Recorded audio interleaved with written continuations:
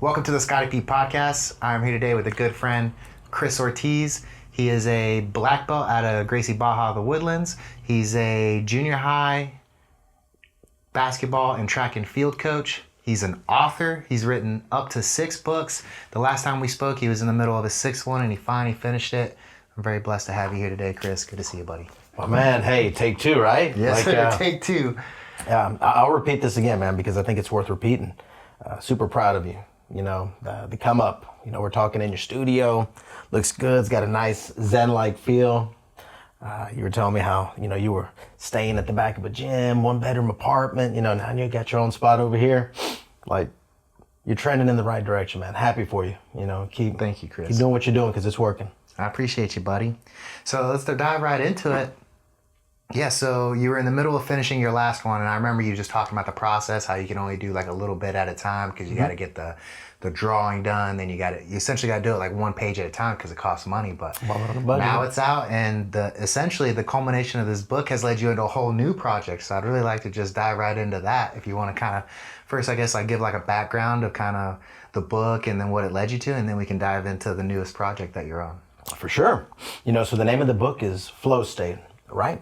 And it's something that us Jiu-Jitsu athletes, you know, we get to rolling and, you know, we enter that flow state where nothing else in the world matters. It's only like you know, the person you're training with in the mats.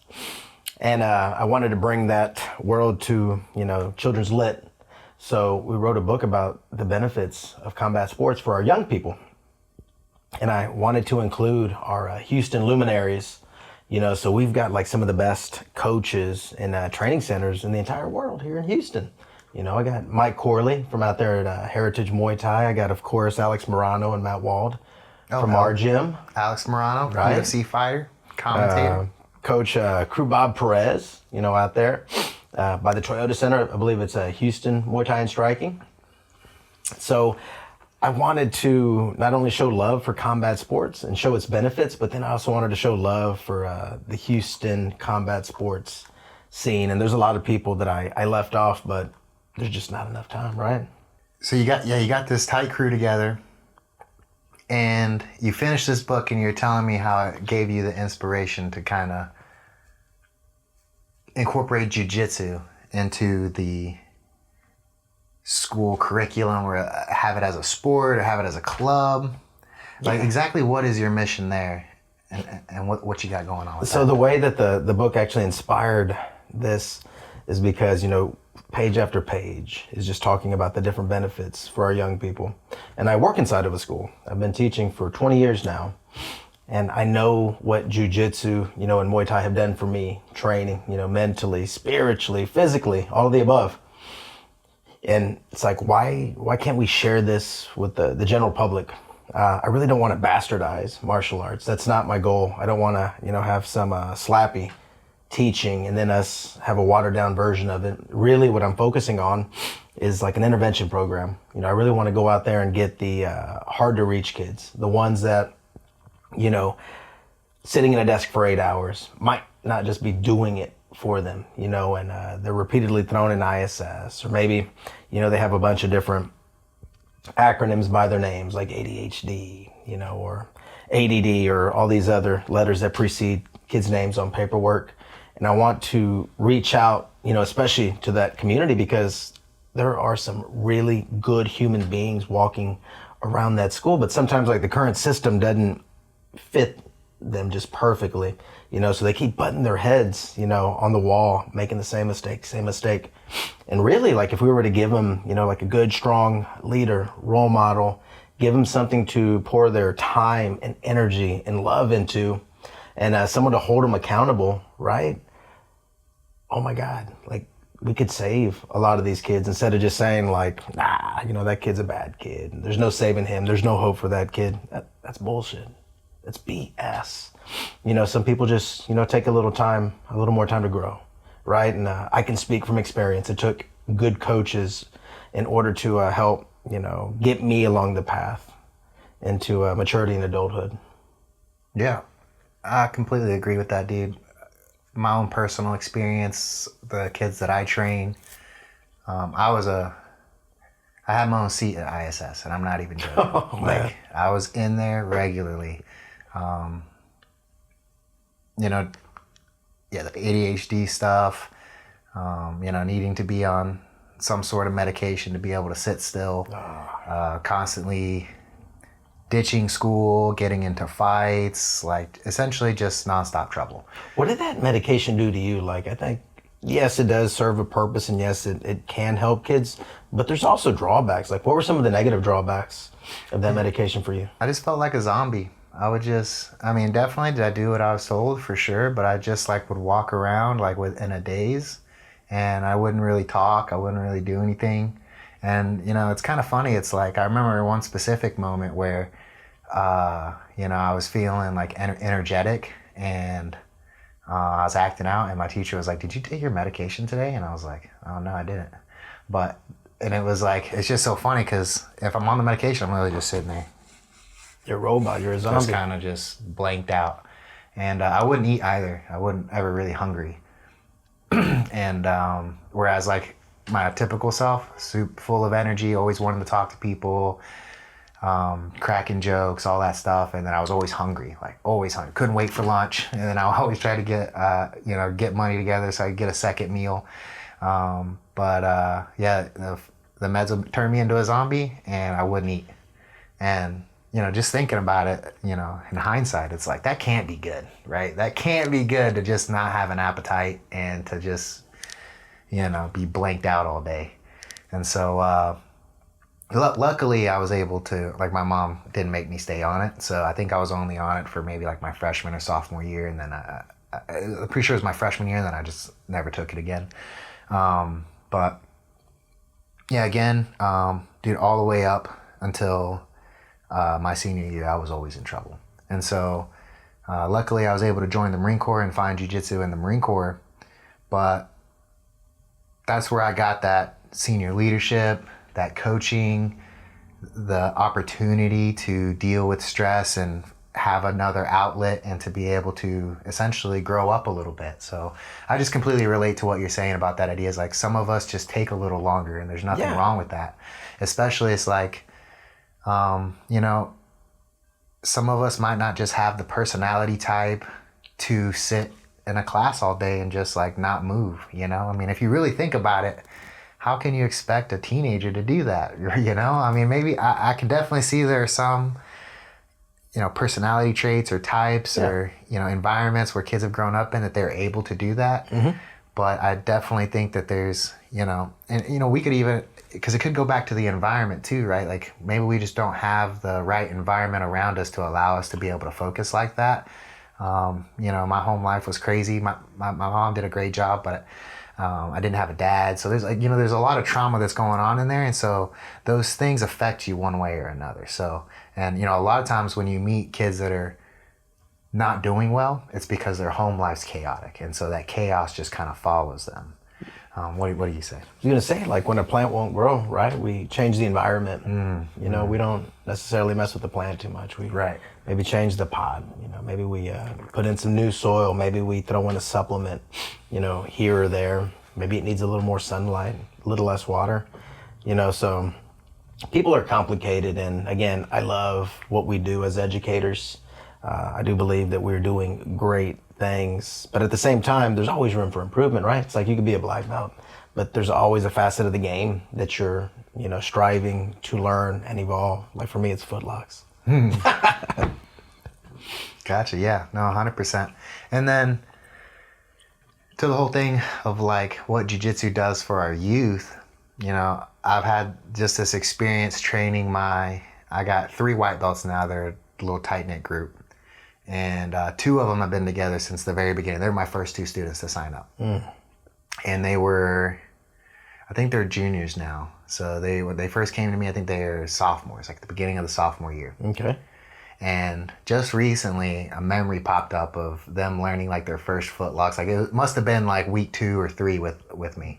And dude, they were both a little overweight.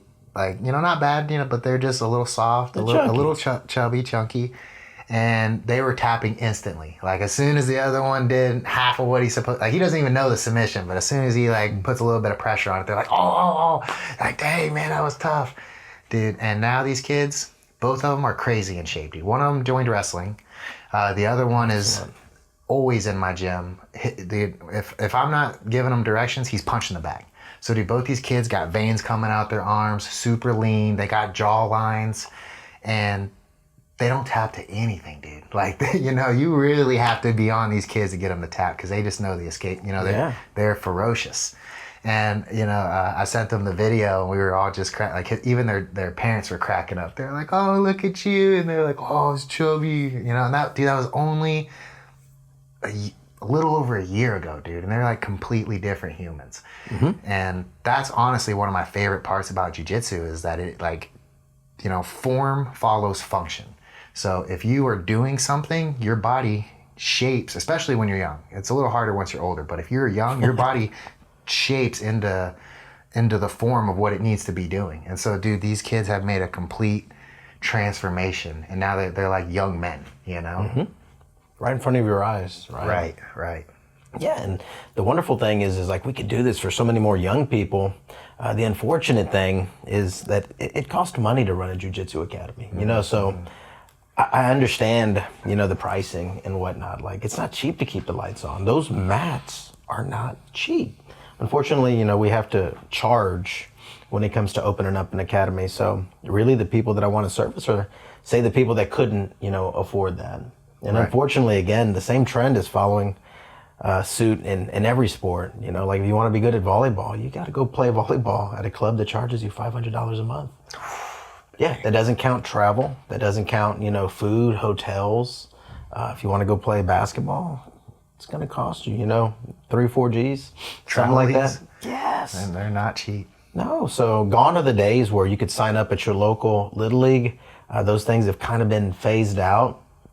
And now you've got a pay-to-play system. And again, I want to service the kids, much like yourself, the young Scotty P's, you know, that were always in trouble and stuff, that came up in a tumultuous environment. And, you know, maybe, just maybe, if you would have gotten a hold of this jiu-jitsu a little bit sooner, like, who knows, maybe you would have been, you know, super high achiever inside of the classroom as well, right? Maybe you would have been school leadership on top of all the wonderful things you've done in the military and with jiu-jitsu.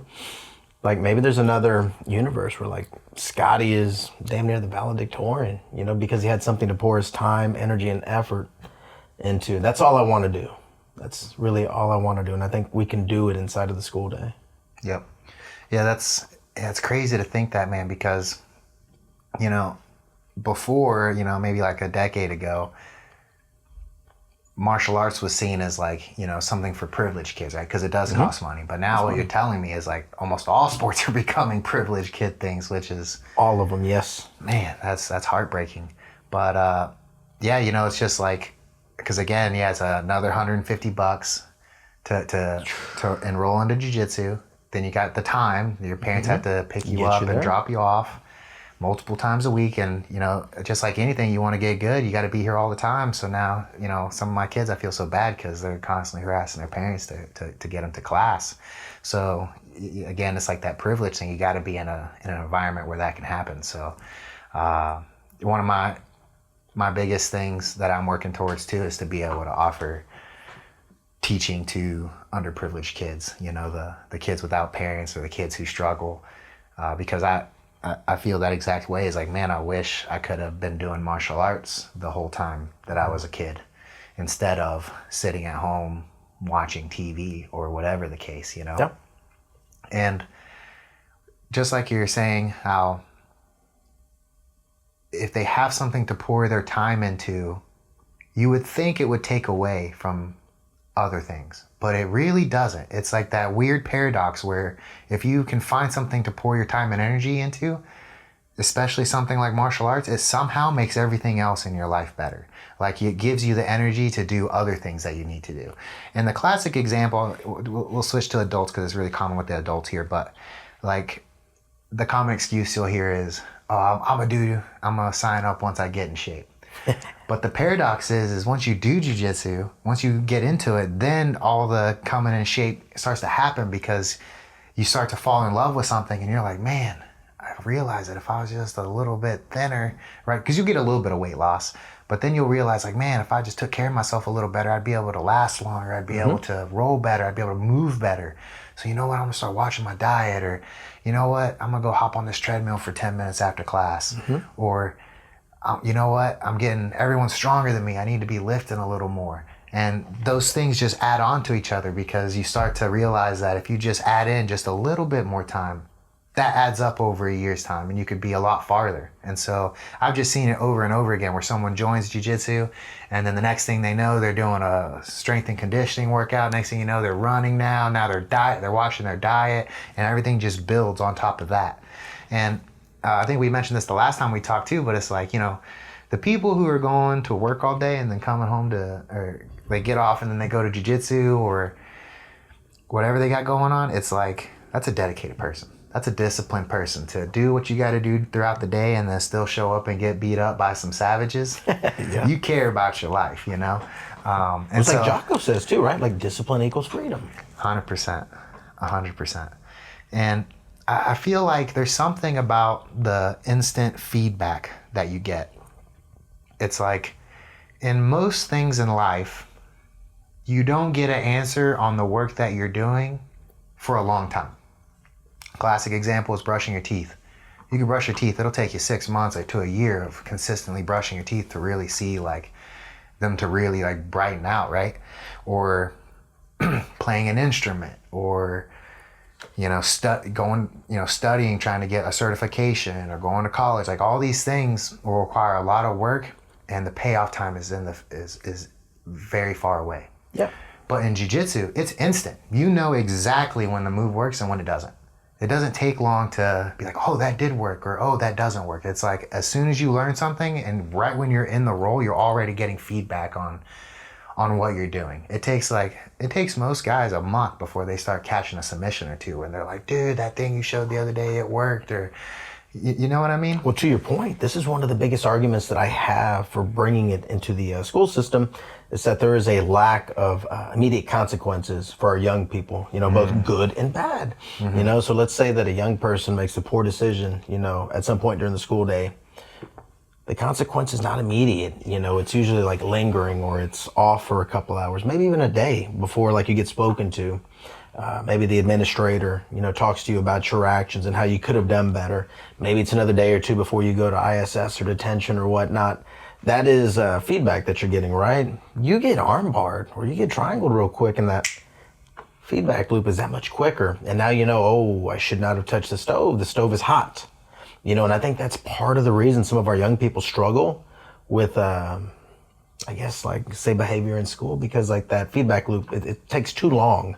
They need at some point during the day to get caught in some submissions. They need to feel that pressure on top of them, so that they can think their way through situations instead of like emotionally reacting, and doing something foolish. Like, those are two of the biggest arguments, for jiu-jitsu in school. It's not a couple of brutes, just sweaty wrestling on some mats. Like, there's so much brain food and so much science behind what we do. But unfortunately, like, there's a bunch of, we'll say administrators, we'll say people in suits that are blissfully ignorant to what it can do. All they see is the cockfighting. Just like John McCain used to talk about whenever he was talking about the UFC back in the day. It's human cockfighting. No, there's a sweet science to combat sports. And it's been around forever, and it's not going anywhere. It's only increasing in popularity. So why not leverage it, for some of our young people? Right. And the classic idea of what happens to the bully that trains martial arts, jiu-jitsu, or MMA? He chills. He chills out. It's like, so many people, they just have this idea that that's the last thing they want to give of someone with violence issues or a violent person, is to give them training. But that's exactly what they need, is training in the environment. If it seems like so cliche, but it's like, if you get angry, go punch the punching bag, and it's like, that seems cliche, but that works. When you go and throw punches at a punching bag, you feel way better. And it is doubled when you go against another human, and that human is able to take your punishment or your energy and just, let it pass right through them. I can roll with these kids, and it doesn't matter what they're going through that day. It's like, I can take it. It's like, no matter how they get their anger out, I'm going to be able to handle it, and they're going to feel better. Yeah. We'll both feel better. But, and I also have, I'm in a classic example of that, dude. When I first joined, I was always getting into fights, dude. When I was in high school, I was getting into fights. When I joined the Marine Corps, I was getting into fights because I was just feeling like, all right, I've already been fighting. I got no problems fighting anybody. But I had no training. I literally my stepdad was into the UFC, so I had watched it a bunch with him. And just by watching, I had learned a lot. So it gave me an edge over most people. But dude, I was always in trouble. And two things happened. One, it was, we were going to a party, and my friends were like, hey, could you not start a fight tonight? And I just remember breaking my heart thinking that I was like that guy. I didn't realize I was that guy until they brought it up to me. And then that night, someone else, a part of the group, started a fight, and then I got jumped. And that was the night I quit. I quit drinking till I was blacked out. That was just, a habit that I had developed. It's like more is better. And then I realized that I'm never going to do that again. I never want to drink to a point where I'm not in control of my faculties. And then once I hit the fleet, I was just so lucky to be a part of a unit that did a lot of grappling. And, it just made sense to me as like, when you join a unit, you're the bottom of the barrel, right? You're like, everyone's shitting on you. You have no respect. You're the fish of the unit. But if you win a grappling match in front of the whole squad, you get a little bit of clout. It's like, everyone's feels like, good too, doesn't it? Everyone comes and pats you on the back and like, yo, what was that you did? Yo, that was nice. And, that just clicked something in my brain. It's like, if I could get good at this, I could get some clout, and I could, make some friends and do a little better. And that was the start of the journey for me. Well, here's something else too. I like how you keep equating it with your military experience, because like we could always draw comparisons back to like the school experience. You figure out like a pecking order, right? Like one of the biggest things I see in school is there's a bunch of young men walking around with their chest out and they're trying to mean mug everyone and, take up as much space as possible. They don't know the real pecking order. They think they know, and they're trying to establish a pecking order, but they don't know because they've never tested one another. The extent may be like a slap boxing match, inside of the bathroom. And it looks horrible. It's like it's all the wrong techniques when it comes to punching, leaving your chin up, it's comical. But there is no established pecking order. One of the wonderful things about combat sports is that we get to match up, we get to work in a safe environment. It's you versus me. But then we kind of like figure out like, Scotty's got a little something on me. I may not want to pop off to Scotty, right? And then the inverse of that is, I'm pretty good at this grappling thing. I can walk into the room and it doesn't matter what anyone says or how they look at me. Like, I'm confident. No one is a threat.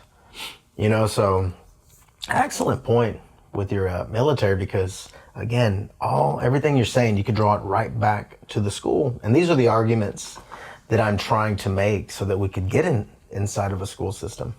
Because like education is more than just math and science, right? Like it's emotional intelligence, physical intelligence, bodily kinesthetic, like the laundry list is like that deep. Let's just not limit it, to things that are right over here. Even though Jiu-Jitsu does feed the things that are right in between here, right? Your brain. Yeah, absolutely, dude. And then we're talking about, the pecking order, doing it in the military. And then, another huge point for me is that, dude, I almost never fight. I think maybe twice something, in a bar, something happened, but it wasn't a fight. It was just me letting someone know that this isn't the right people. Like some guy slapped my chick's ass and thought he was gonna hit on her, and dude, it was over before it started. I just grabbed it, like he put his hand on my chest, and I just put it behind his back and threw him up against the bar, and he was like, I don't want any problems. And then one guy was like purposely bumping into me, and I just like struck him in the throat, and then all his buddies grabbed him, and they're like, we don't want a problem, and took him out. That's the only 2 altercations I've been in post grappling since I started training. And those were a long time ago. Those were, I was a white belt, very good white belt, a very talented white belt. I was already winning multiple competitions, like straight golds. I was teaching on a team. I was still in the Marine Corps, and I ran the grappling team. So I was extremely skilled, but no one was promoting me because I wasn't a part of official academy. But since then, since I've gotten a blue belt, zero altercations. And so it's, you know, again, people think that, oh, you're going to teach these kids how to fight and then they're going to be fighting. And it's like, no, dude, the last thing you want to do is fight when you know how to. You think that you want, and don't get me wrong, do we all daydream about showing somebody up that's doing you wrong? Sure. Yeah. But to me, it's just, what you learn is that it's not worth it. It's not worth it. And there's a better way. And it gives you, like what you mentioned earlier, is the space to not immediately react. Whereas before, when you're unsure of yourself, that fear makes you react. You're like, I have to prove something. I can't let this dude punk me. I can't.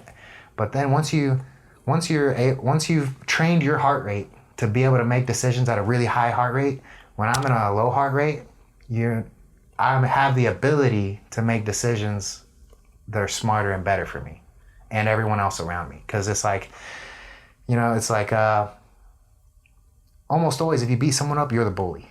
And you don't want to be the bully. So it's like your main mission, once you know how to fight, is to take care of that person even though they don't know that they're hurting themselves. Yeah, diffuse the situation. 100%. And to your point again, I was doing this probably about a month or two ago. I was counting the number of altercations pre-Jiu-Jitsu because I'm anticipating some tough, long, hard talks with some leadership and some different ISDs, you know, across Houston. And I believe I have 6 fights, you know, just quote unquote in the streets right before I started training. And I was a hothead. And then since training, 0. None. Zilch. You know, and there was one almost altercation, but I was able to like regain my faculties and say like, you know what, this is not the responsible thing to do. Like nothing good is going to come of this. And there's not a doubt in my mind that if I hadn't been training yet, I probably like would have went through it. And who knows, you know, like everyone's packing in Texas now. I could be dead, right? Or I could get knocked out and hit my head on the back of a curb and I could be dead, you know? So yeah, it just overall makes you a better decision maker, lowers the heart rate, and you can make good decisions in stressful situations. Yep. I like that. I like that a lot. And the time I threw that guy up against the bar, and it's so funny because... Who's picking on you is what I want to know. Oh, dude, it was Halloween. You're big. It was Halloween. I think everyone was a little out of their minds on that night. It was, and what was funny is we had the Marine Corps ball that night too. So this is in Myrtle Beach. It's Halloween, Marine Corps ball. I literally had my students, like my, because I taught, you know, combatives to the, you know, to the Marines. So I literally had a class that was like either in session or they had just finished and we were all like hanging out. And so they witnessed the whole thing, dude. My head was so hot, dude. I was literally like, I literally just showcased moves in front of all my boys and all my students. So they were like, damn, Sergeant P, you fucking whoop that dude. All that stuff, right? And, you know, it was in front of my girl. And so it was just, dude, I had the biggest ego after that night. Dude, the next day, I go to visit a Matt Serra affiliation in the town. I'm like, yo, let's go train with one of my instructor buddies. Dude, I got pieced up the entire open mat. I showed up and they were doing MMA training. And they were one of the guys. He's a black belt now. We became good friends later on. But he was a purple belt, and he was getting ready for an MMA fight. And the coach there, he's like, oh yeah, I think open mat's already over, but I'm training these guys for getting ready for a fight. If y'all want to Shark Tank one of my guys. And at this time, I think Cody's fighting maybe 170, 155, smaller guy. And dude, me and my buddy are jacked, dude. We're huge. Like all we do is our main job for the Corps at this moment is to train Marines in martial arts and lift weights. So that's all we're just meatheads that fight each other all the time. Yeah. So we're like, yo, me and this guy against this guy. Yeah, let's piece him up. I'm not kidding. So we did wall rounds. Had him up against the wall, shoulder in, you know, holding on. All we got to do is get him down. Dude, he casually just dismantled us over and over. Like, we're taking turns, getting rests, and he's in a sweatshirt, dude, in a sweatshirt and joggers, cutting weight, and he's just dump. And I was literally on the ground, dude. That's the yin and the yang of the sport, though, right? You know, and if it doesn't get you right there, it'll get you whenever you're a little bit older, and then you're young bucks. You know, they got that unlimited gas tank, and they're using your moves on you now. It's a weird sport, man. But it's equally beautiful. And I think that's why we need to get, as many people access to it as possible, and trained underneath good circumstances. Again, I want to reiterate, this isn't like a bastardization, I know people fear that it could go the route of karate or something. And maybe, I guess, but I don't want to be the one to do that. I want a small, well-trained army, of young people that, we can help them move in the right direction. Throw in a couple of, amateur wrestlers that attend my school there too, just so that they can get some grappling during the school day, kind of show the other hotheads, the kids with a lot of energy, listen, this is what good technique can get for you right over here, because we're incredibly blessed where I'm at. Our high school that we feed into, they won the state duels for both the boys and the girls. I've got sharks swimming around my junior high right now, and I think if I counted correctly, we had 4 kids win the state championship over the weekend, with several others making it to state and, a handful of others placing. But I think we had 4 kids, win the state championship. In wrestling? Yeah, on top of winning 6A duels in both boys and girls. So I really do think a program where you take, some of the kids that are having trouble playing the game of school, mix them in with some of these young amateur wrestlers that got, a background in it. Hopefully we could feed them on to the high school wrestling team, make them fall in love with wrestling, give them a tribe to belong to. I think all the ingredients are there for something special. It's just going to take a school district to take a chance. But whoever takes the chance, oh my God, it's going to be a media darling, man. People are going to fall in love with this once they see it, and I do believe our combat sport community here in Houston, will chip in and, maybe have a Scotty P come through and, teach for a day over there, and share some of your life experiences with these young people.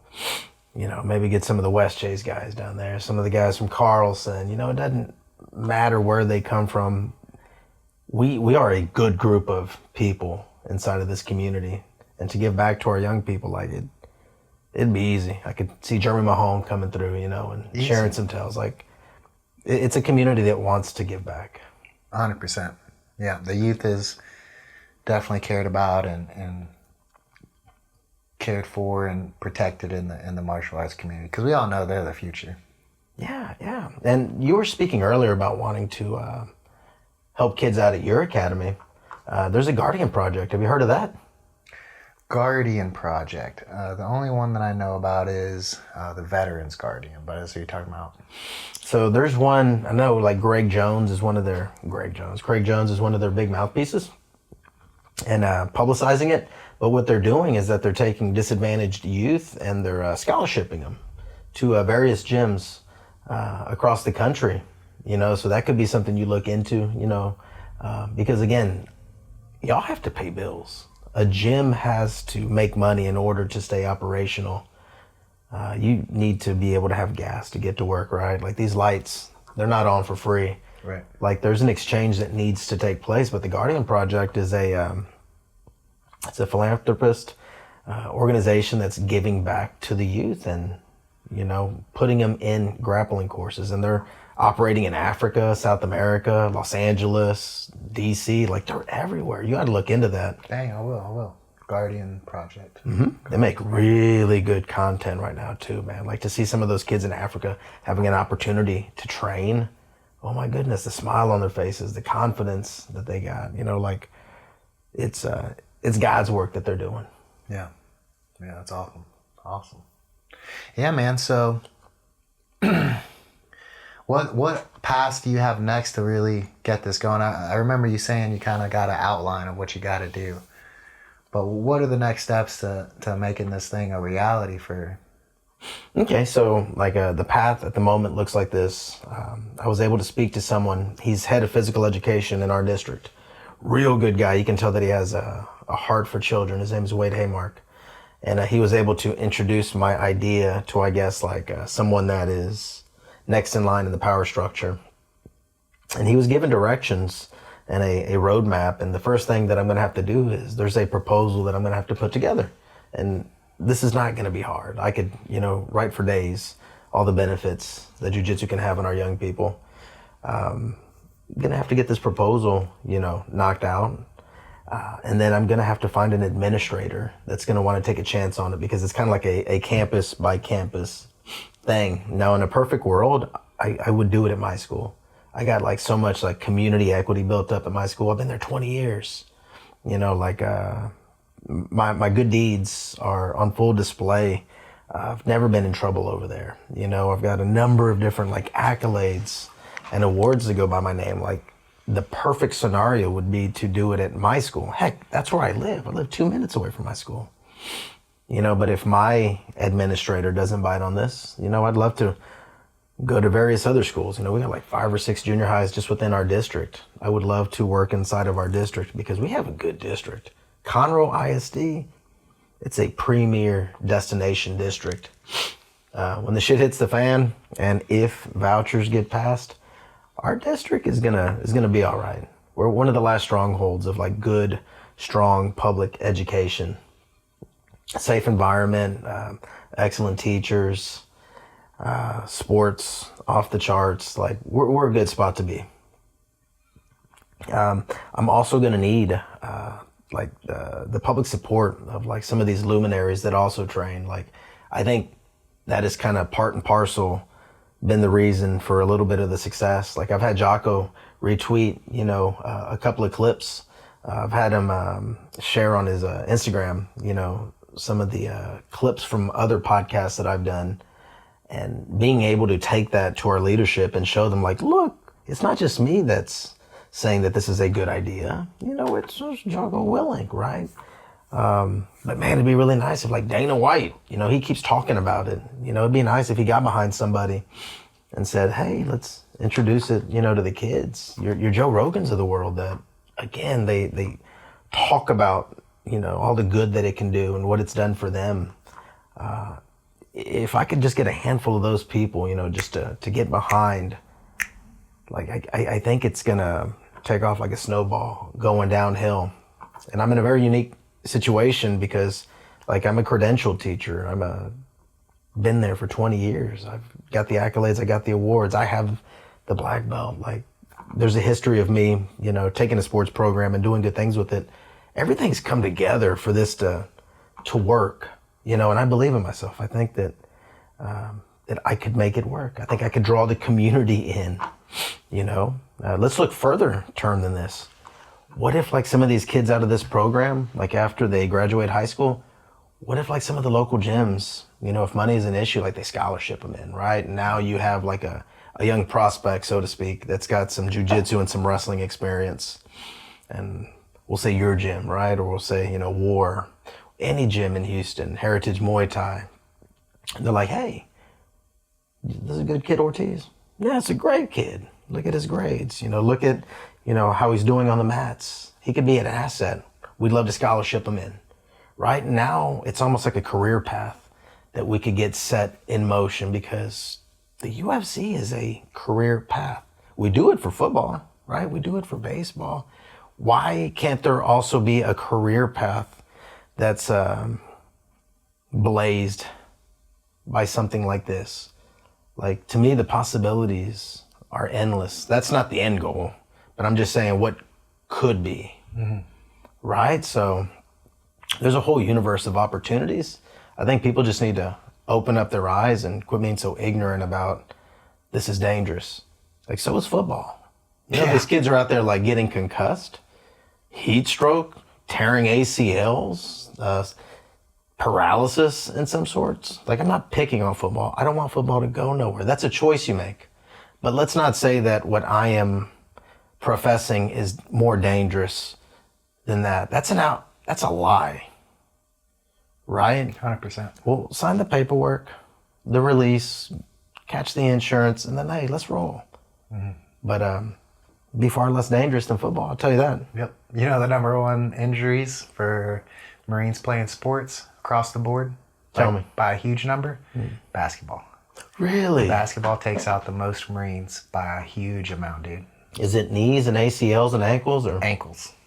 You roll your ankle, can't run, can't do PT. Oh. you know, and yeah, it's the number one by far. I think it's like 50, it holds like 50% of the injuries across the Marine Corps. It's a false argument, you know, but it's one that's very convenient to make by someone that's ignorant, that's sitting in a suit, that has this higher education, but they've never really like trained on the mats. You know, let's get you on the mats and let's show you. You'll probably be hooked too. You'll probably be training long term, you know, if you give it a chance. Yeah, and there's no one, kids are super resilient, dude. Aren't they? Yeah, my kids almost never get hurt. Like they're doing crazy stuff all the time. But I would say the biggest piece too is there's just not a lot of kinetic energy, right? Like basketball and football, there is a lot of kinetic energy. You're running and jumping as fast as you can go. And all it takes is for you to land on someone else's ankle for you to blow your ankle out. Or, you know, of course, football, they're running into each other. But in jiu-jitsu, not a whole lot of kinetic energy, you know, unless you're doing a lot of takedowns, and, you know, which they should be. But even then, it's not full speed. You're not running into each other. You're not, you know, you don't actually run ever. So there's not a whole lot of kinetic energy that's being transferred. So, yeah, you know, never thought of it that way. yeah, you know, that's why people get hurt. Is it's the amount of momentum that's happening.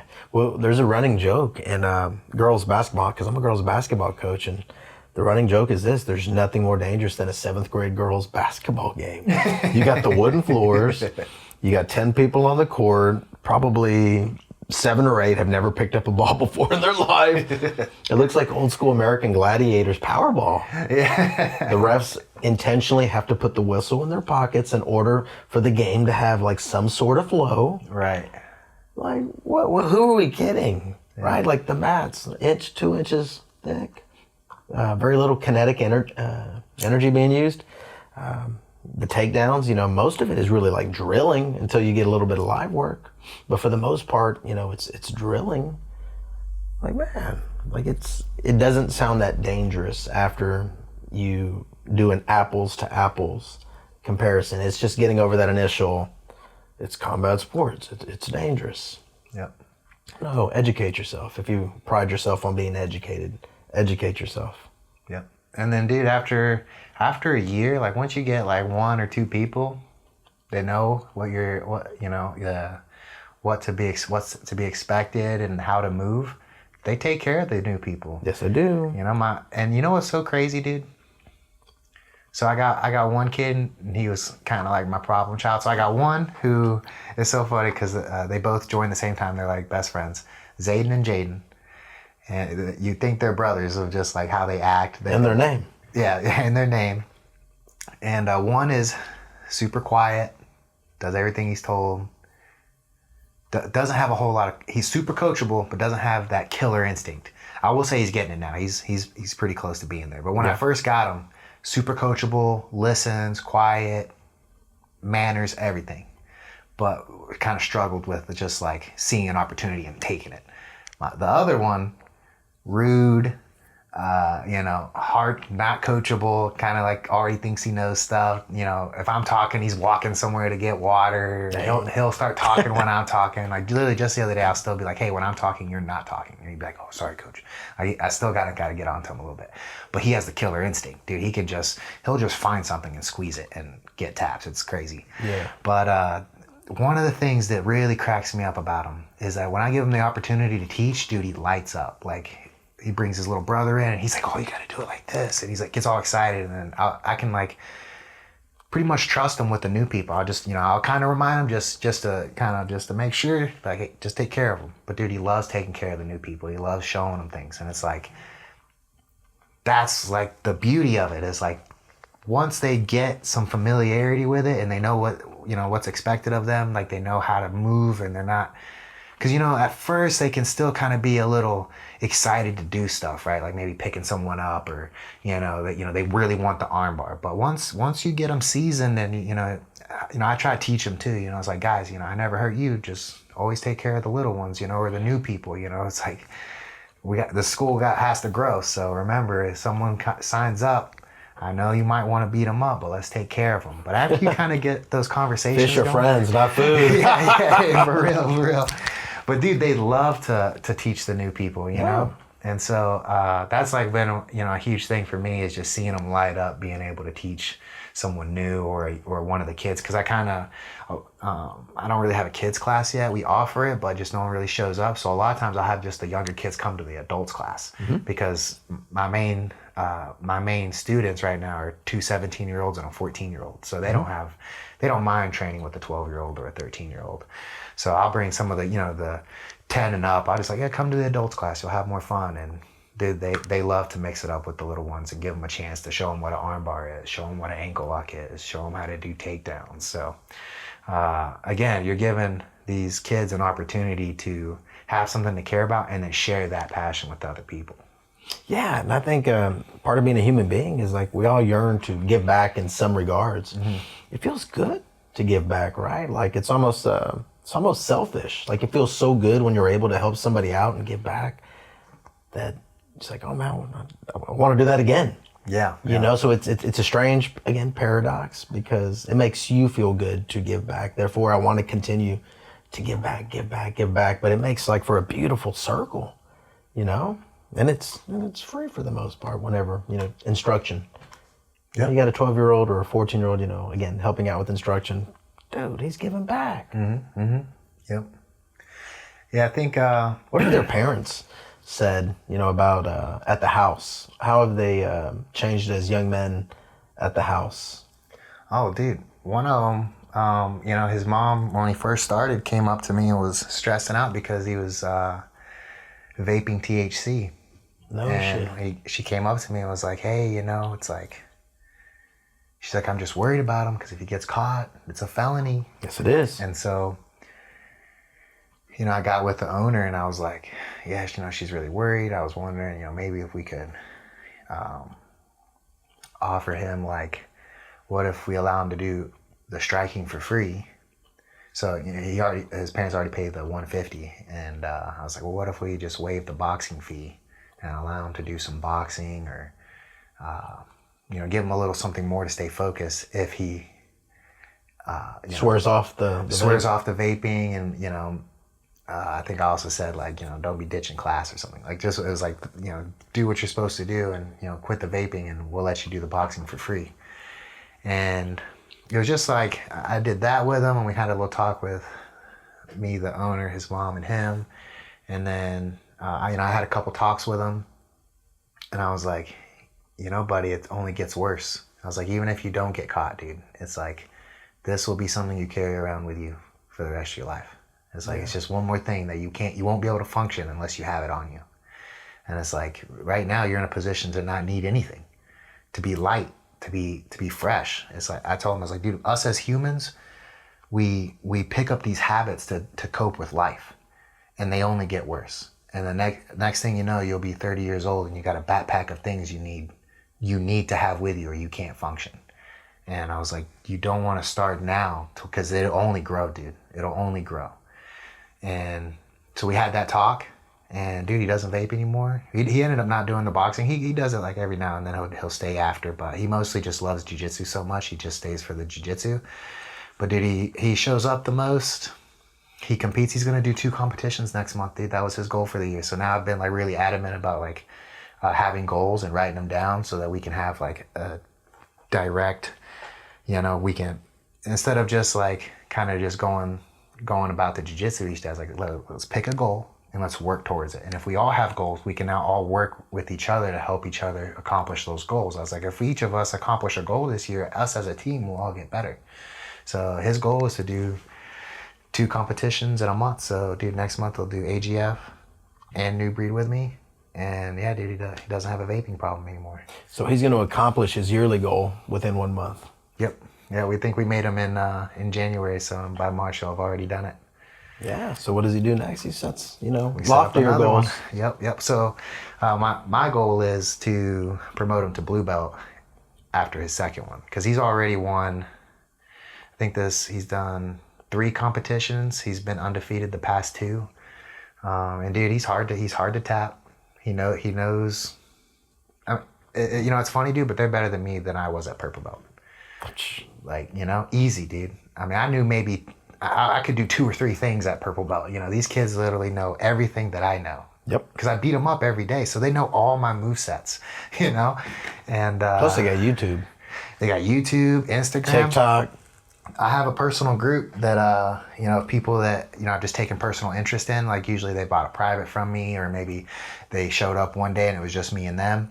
And, you know, it's got like 25 people in it. And it's just a private group on Instagram where I just send like stuff that catches my eye on Instagram. I'm like, yo, this is good. You know, watch this. Or it's mostly just jiu-jitsu techniques. So, you know, they're all in this private group and they're just seeing the best of the best moves that are working. And it's all like stuff on flow grappling, ADCC, PGF.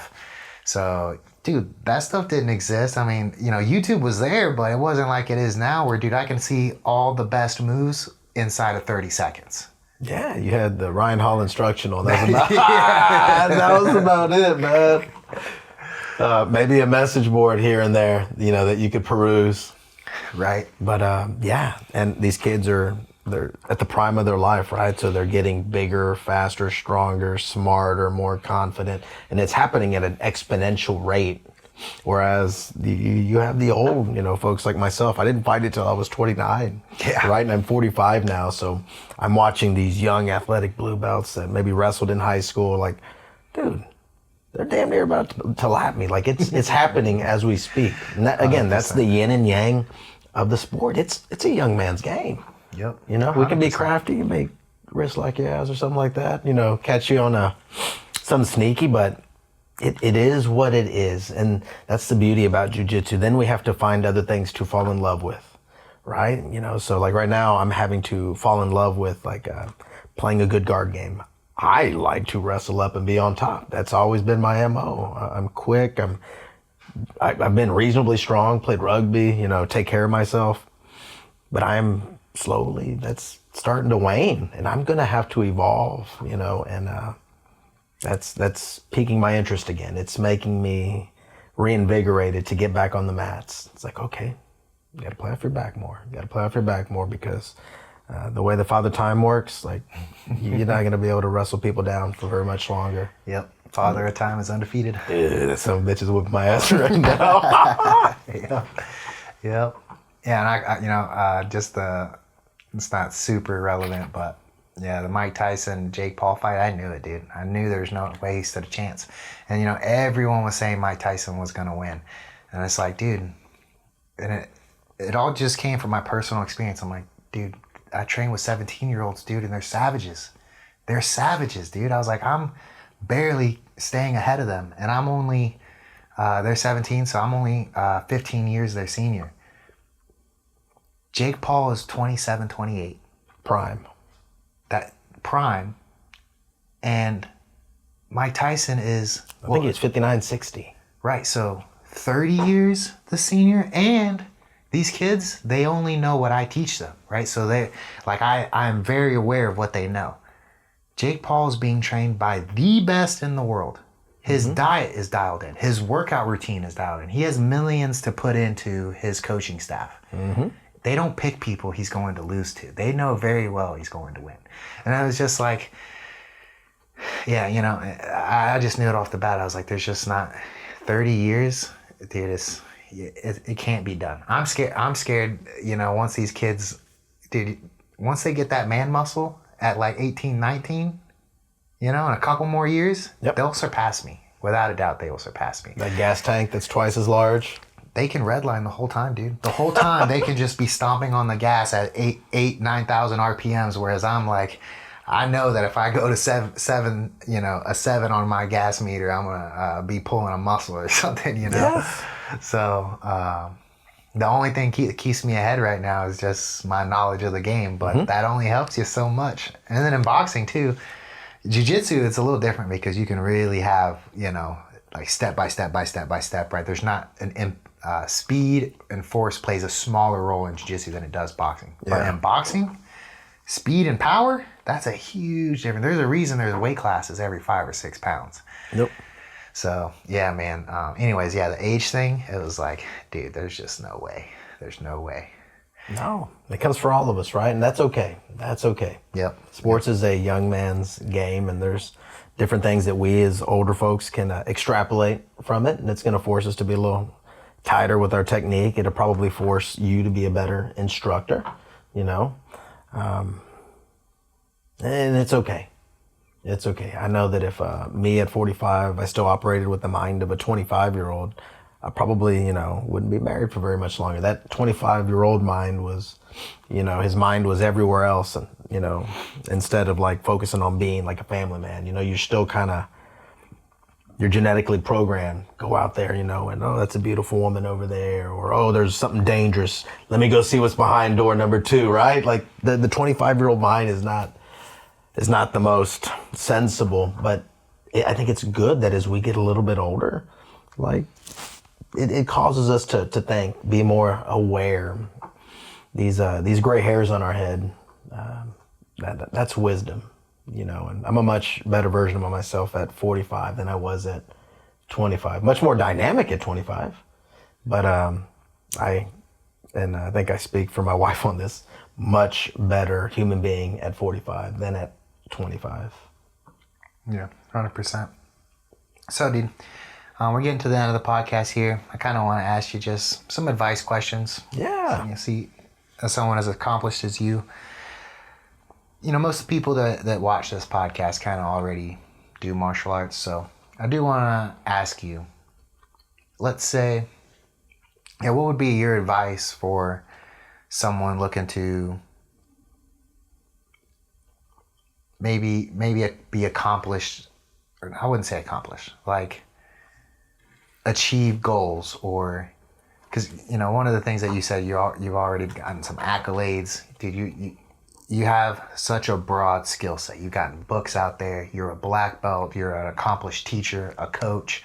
What would you give advice for to the person who's, you know, maybe they train, they got a job, they got a family, but maybe they're looking to finish that creative project or accomplish maybe more in their fitness life, or maybe take a competition they haven't done yet. But what would be your advice to someone looking to really step up their game in an aspect of their life? I would say prioritize, right? So one of the things I speak to my kids about, we learn about in teen leadership, which is a course that I teach, is like you have to imagine your life like this big jar.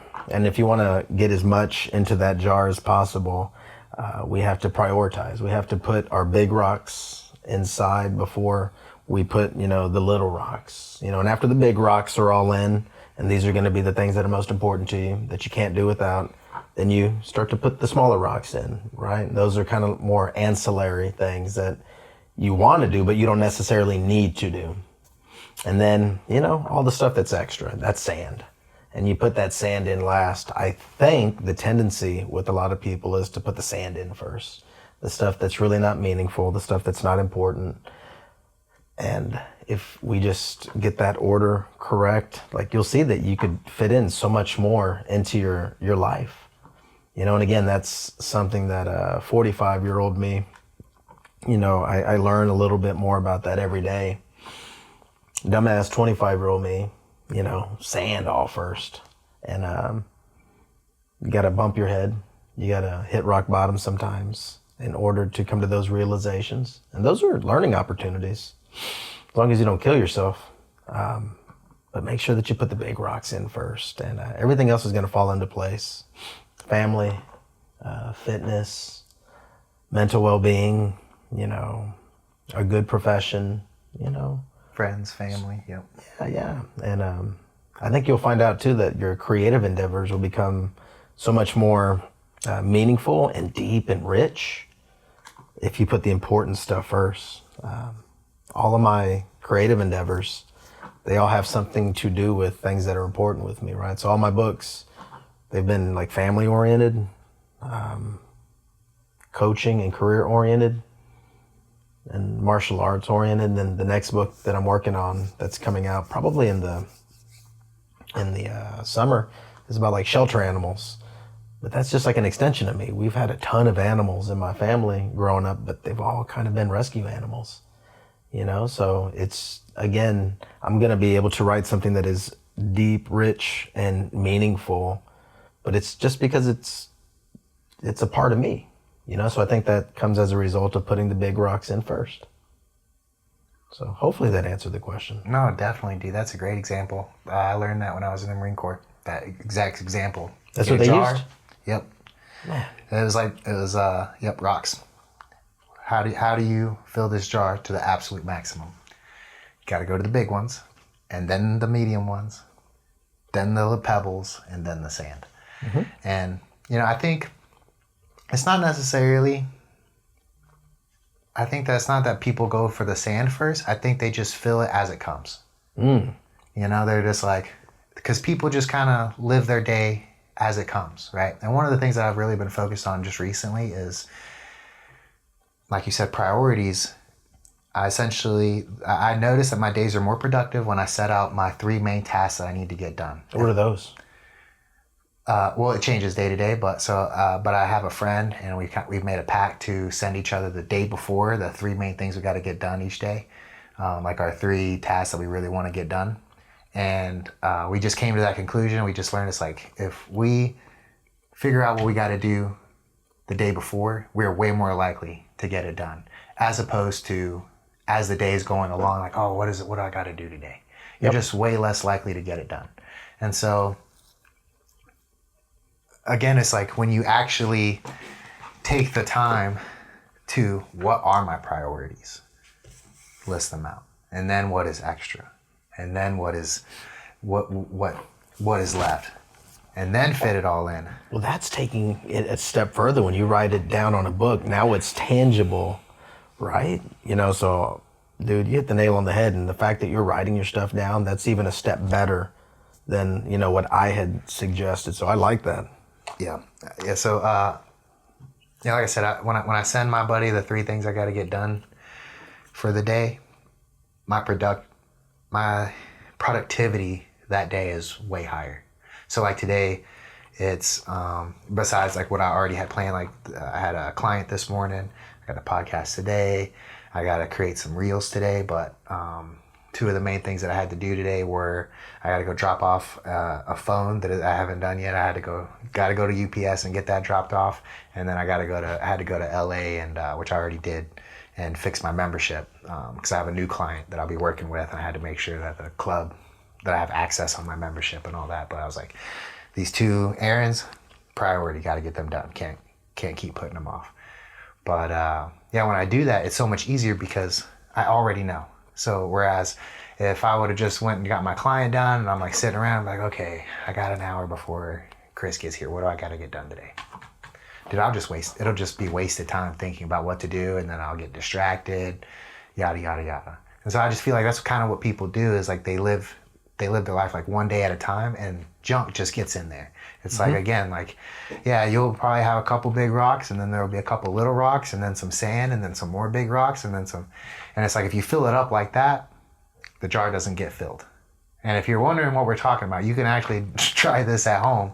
Get a jar and then see the best way to fill it. And what you'll realize is, if you try to put them in like that at a time, like rocks, medium rocks, little rocks, and sand, like all together, it's not going to fill up the way you want it to. But if you take your time, do all big rocks, then you get the medium ones and shake them down in there, and then you get the little ones and then you shake them down in there, then pour the sand and shake it down in there, you end up filling it with way more than you would have if you just did it recklessly or without planning. Randomly, right? Randomly. I think you got some space right there for a jar with some rocks Dude, and stuff, I should, dude. I might have to do that. That'd be dope. Yeah, I'll put it somewhere for sure. I got plenty of, now that especially I'm gonna have more room, I'm gonna have a bunch of stuff like that. Heck yeah. And then so last question, buddy. Man, I should probably ask you some fun questions. Hey, ask, man. Ask. So fun questions. What's your favorite jiu-jitsu submission? I'm more of a control guy, so I like head and arm chokes. I like Okay. I like the pillow choke. I like inverted arm bars. I don't have a lot of length, so I strive to get control. And then I look for the submission a little bit later. I like the knee on the belly, just to hold a lot of the big guys down, because I'm on the smaller end, and it's like riding a buck and bronco a lot of the times. Sometimes you don't have to know that much, even jiu-jitsu, just to bench press, 170 pound guy off you. So I'm looking, to stay heavy and secure myself on top, and if you're sloppy with it, snatch something up. A pillow choke, is that a chest compression? You're like in a north-south position, and you kind of like your head is right there and their head is right there, and you are just wrapping that arm, but you're slowly sliding your feet back. So it's a choke. I figured that. I figured it'd be like one of your bread and butters because it works really good in no-gi. The gi sometimes makes it problematic because things have to kind of like just fit together like a puzzle piece or like a Lego set. But no-gi, for me, it tends to work a little bit better. There's not as much in the way. Right. Interesting. I'll show it to you before we go. Yeah, I do know of a pillow choke, but I You're thinking of mother's milk, I think. No, I know.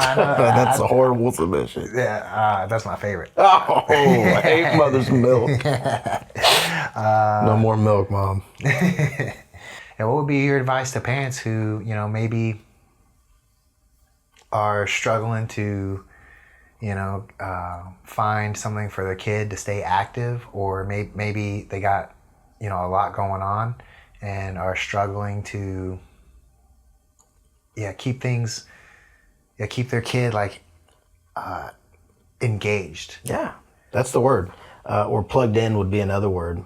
Get your kid a tribe to be a part of. Get them plugged into something. It doesn't have to be martial arts. That's like the beautiful thing. Like there's so many different sandboxes to go play in. Find something that your kid naturally gravitates towards. Make sure it's not something you gravitate towards, right? Like as a parent right over here, I tried to put the square peg inside of the circle hole, and you just end up having like anger and resentment between you and your kids. And it's a mistake you have to make on your own. Like, see, I'd love to tell you that you can listen to my advice, but like you may try to put your kid in jiu-jitsu and they may just hate it, and it's something you're going to have to figure out. I hope to God they love it. But what I'm getting at is get your kid involved in something. Like kids are wanting to be a part of something, but right now the way that the world is built and because of like technology and phones and social media, even though we're all interconnected more than we've ever been, like we're also in our own separate spaces more than we've ever been. Like you could be in a room full of people, but you're all alone because you're busy doing this and you don't have to acknowledge or you don't have to interface with any of the people that are in the room. It is a weird juxtaposition, man. And I like that I have the best seat in the house for that, So that's why, again, I'm a big advocate for jiu-jitsu because like we talked about all the physical and emotional and nutritional, all these different benefits. How about just this right here?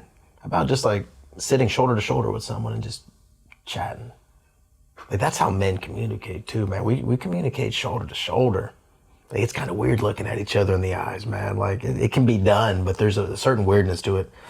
But dude, like the best conversations that I've had in my life have been against the wall, shoulder to shoulder with my buddies post-training.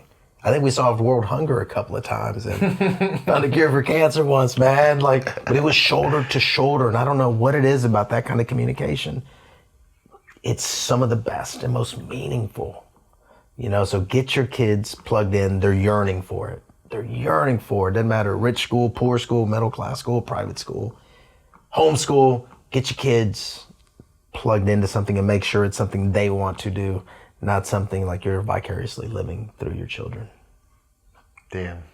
That's a perfect way to end the podcast, my friend. I think I'll definitely hold on to that piece of information. And the tribe, that's huge, man. We all need something to do and people to do it with. So yeah, somewhere. You nailed it, dude. You nailed it.